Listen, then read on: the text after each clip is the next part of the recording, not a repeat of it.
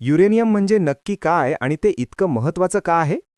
चला, या व्हिडिओमध्ये आपण त्याचा सखोल विश्लेषण जाणून घेऊया.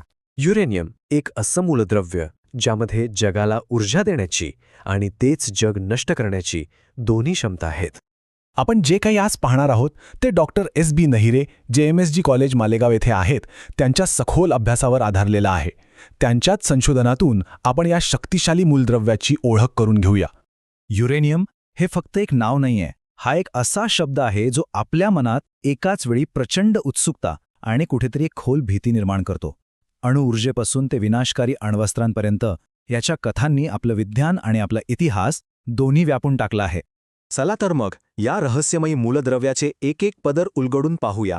जाणून घेऊया की याचं मूळ स्वरूप काय आहे, याचा शोध लागला तरी कसा आणि मानवी इतिहासावर याची इतकी खोल छाप का पडली आहे. विज्ञानाच्या भाषेत सांगायचं झालं तर युरेनियम, ज्याचं चिन्ह U आहे, हे पिरियॉडिक टेबलमधलं एक खूप वजनदार मूलद्रव्य आहे. याच्या प्रत्येक अणूच्या केंद्रकात म्हणजे न्यूक्लियसमध्ये तब्बल 92 प्रोटॉन्स असतात आणि याचमुळे ते निसर्गात सापडणाऱ्या सर्वात जड मूलद्रव्यांपैकी एक ठरतं. आता युरेनियमच्या घनतेबद्दल बोलूया, जी खरंच अविश्वसनीय आहे. कल्पना करा, शुद्ध युरेनियमचा एक छोटा तुकडा घेतला तर तो तेवढ्याच आकाराच्या पाण्यापेक्षा तब्बल 19 पट जास्त जड असतो.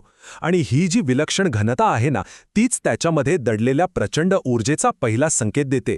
युरेनियमचा इतिहास तो सुद्धा खूप रंजक आहे. एका साध्या रंगापासून ते थेट भौतिकशास्त्रात क्रांती घडवण्यापर्यंतचा हा एक विलक्षण प्रवास आहे. याची गोष्ट सुरू होते 1789 साली. मार्टिन हेनरिक क्लॅप्रॉथ या जर्मन रसायनशास्त्रज्ञाने याचा शोध लावला आणि युरेनस ग्रहावरून याचं नाव ठेवलं युरेनियम.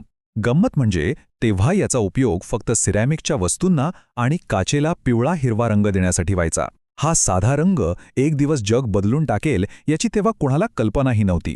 पण खरा बदल झाला 1896 मध्ये, जेव्हा हेनरी बेकरेल यांना याच्या आत दडलेली एक अदृश्य शक्ती सापडली, ती म्हणजे किरणोत्सर्ग. आणि मग पुढे मेरी आणि पियर क्युरी यांनी या रहस्यावरचा पडदा पूर्णपणे उचलला. पण मग प्रश्न उरतो की युरेनियममध्ये इतकी प्रचंड शक्ती येते कुठून? बरं, याचं उत्तर दडलंय थेट त्याच्या अणूच्या आत, अणुविखंडन नावाच्या एका प्रक्रियेमध्ये. पहा, निसर्गात सापडणाऱ्या युरेनियमची अनेक रूपं आहेत, ज्यांना आपण आयसोटोप्स किंवा समस्थानिके म्हणतो. यातली दोन मुख्य आहेत, युरेनियम 238 आणि युरेनियम 235. आता गंमत अशी आहे की निसर्गात जेवढं युरेनियम आहे त्यातलं तब्बल 99.3% हे युरेनियम 238 असतं आणि युरेनियम 235 ते फक्त 0.7%. पण अणुऊर्जेच्या संपूर्ण कथेचा खरा हिरो तो हाच दुर्मिळ युरेनियम 235 आहे. आणि याचं कारण असं आहे की युरेनियम 235 हे फिसाईल आहे, म्हणजे विखंडनक्षम. याचा सोपा अर्थ असा की जेव्हा एक न्यूट्रॉन याच्या अणूवर आदळतो तेव्हा तो अणू फुटतो आणि त्यातून प्रचंड ऊर्जा बाहेर पडते. आणि हीच ती पहिली ठिणगी आहे जी अणुभट्ट्या आणि अण्वस्त्रांची विनाशकारी आग पेटवते. चला, ही प्रक्रिया नेमकी कशी होते ते पाहूया. सगळ्यात आधी एक न्यूट्रॉन येऊन युरेनियम 235च्या अणूवर आदळतो.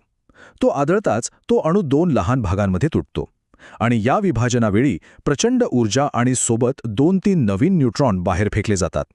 आता हे जे नवीन न्यूट्रॉन आहेत ते पुढे जाऊन दुसऱ्या युरेनियम 235 अणूवर आदळतात आणि ही प्रक्रिया पुन्हा घडते, एकामागोमाग एक, एका साखळीसारखी. यालाच म्हणतात चेन रिॲक्शन किंवा शृंखला अभिक्रिया. या प्रचंड ऊर्जेचा सर्वात महत्त्वाचा आणि विधायक उपयोग होतो तो अणु ऊर्जा प्रकल्पांमध्ये. याच ठिकाणी आपल्या आधुनिक जगाला चालवणारी, त्याला प्रकाशमान करणारी वीज तयार केली जाते. युरेनियममध्ये किती ऊर्जा सामावलेली आहे याचा अंदाज या तुलनेवरून येईल. आपल्या बोटाच्या पेऱ्याएवढी एक छोटीशी युरेनियमची गोळी. ही गोळी तब्बल 1 टन म्हणजे 1000 किलो कोळसा जाळल्यावर जेवढी ऊर्जा मिळते तेवढी ऊर्जा एकटी निर्माण करू शकते. विचार करा किती प्रचंड फरक आहे हा. अणुऊर्जा प्रकल्पांमध्ये होतं काय तर युरेनियमच्या विखंडनातून जी प्रचंड उष्णता निर्माण होते तिचा वापर पाणी उकळून वाफ बनवण्यासाठी केला जातो. मग हीच वाफ मोठ्या टर्बाईन्सना फिरवते आणि त्यातून वीज तयार होते. सगळ्यात महत्त्वाचं म्हणजे यात कोळसा किंवा पेट्रोलसारखं जीवाश्म इंधन जाळलं जात नाही. आणि म्हणूनच हवामान बदलाच्या संकटाचा सामना करण्यासाठी याकडे एक महत्त्वाचा पर्याय म्हणून पाहिलं जातं. पण ऊर्जेच्या या आश्वासनाला एक दुसरी गडद बाजूही आहे. युरेनियमच्या इतिहासावर युद्धाची एक काळी छाया आहे आणि ती म्हणजे अणुवस्त्रांच्या निर्मितीमधील त्याची विनाशकारी भूमिका. ही गोष्ट आहे 1940च्या दशकातली. दुसरं महायुद्ध ऐन भरात होतं तेव्हा अमेरिकेने मॅनहॅटन प्रोजेक्ट नावाचा एक अत्यंत गुप्त कार्यक्रम हाती घेतला. या कार्यक्रमात शास्त्रज्ञांनी पहिल्यांदाच अण्वस्त्र बनवण्यासाठी युरेनियमच्या याच विखंडन शक्तीचा वापर केला. अर्थात हे करण्यासाठी सामान्य युरेनियम चालणार नव्हतं. त्यासाठी युरेनियमचं समृद्धीकरण करणं म्हणजे एनरिचमेंट करणं गरजेचं होतं. या प्रक्रियेत काय केलं जातं तर नैसर्गिक युरेनियममधल्या दुर्मिळ युरेनियम 335चं प्रमाण कृत्रिमरित्या खूप वाढवलं जातं.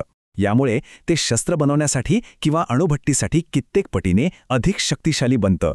आणि याच अत्यंत समृद्ध युरेनियमचा वापर करून बनवला गेला तो अणुबॉम्ब, लिटल बॉय. 6 ऑगस्ट 1945 रोजी जपानच्या हिरोशिमा शहरावर तो टाकण्यात आला.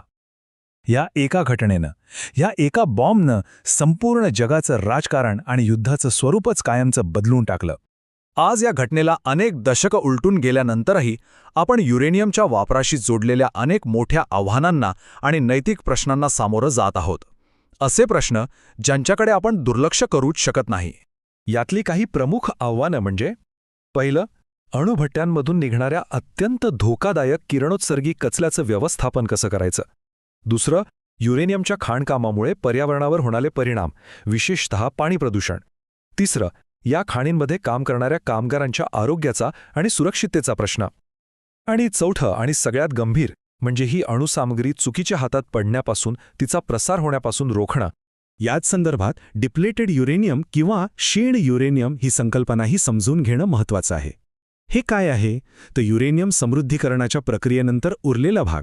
हा तुलनेने कमी किरणोत्सर्गी असतो, पण याची घनता प्रचंड असते आणि याच घनतेमुळे याचा वापर टँकचं चिलकत भेदणाऱ्या दारुगोळ्यामध्ये केला जातो. साहजिकच ह्याच्या वापरावरून ही जगभरात मोठे वाद निर्माण झाले आहेत.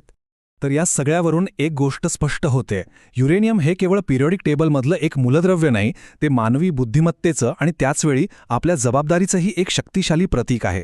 हा एक असा धातू आहे ज्याने एकाच वेळी आपल्या सर्वात उज्ज्वल आशांना आणि आपल्या सर्वात गडद भीतीला दोन्हींना इंधन पुरवलं आहे.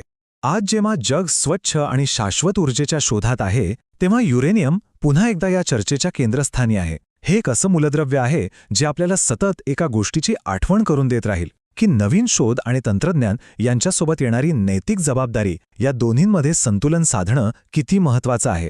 हेच युरेनियमचं खरं आव्हान आहे.